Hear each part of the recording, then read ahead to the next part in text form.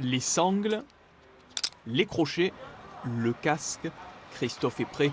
Dans quelques minutes, il va monter sur le toit du palais pour accrocher la grande affiche du festival. D'abord, sur les escaliers, tout est réglé au millimètre avant la montée dans les airs. Une affiche de 25 mètres de long, 11 mètres de large et 160 kg à la pesée.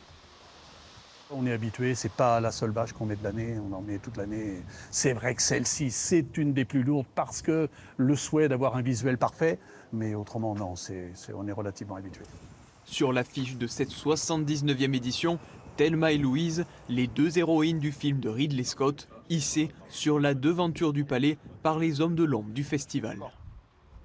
Ah, c'est un moment d'émotion toujours parce que c'est surtout pour moi l'occasion de la mise en avant des équipes du Palais des Festivals. Donc on les voit à l'image et on va les voir aussi mardi matin quand le tapis rouge sera déroulé. L'affiche, ça c'est pour le grand public. En revanche, ce qui se cache derrière l'entrée des artistes, c'est ce couloir orné de photographies à perte de vue.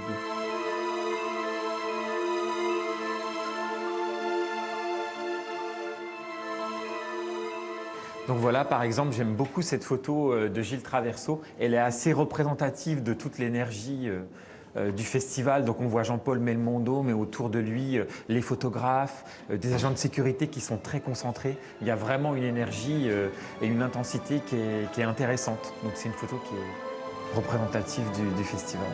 Rendez-vous ce mardi à 19 h pour la première montée des marches, avant la diffusion du film La Vénus électrique de Pierre Salvadori.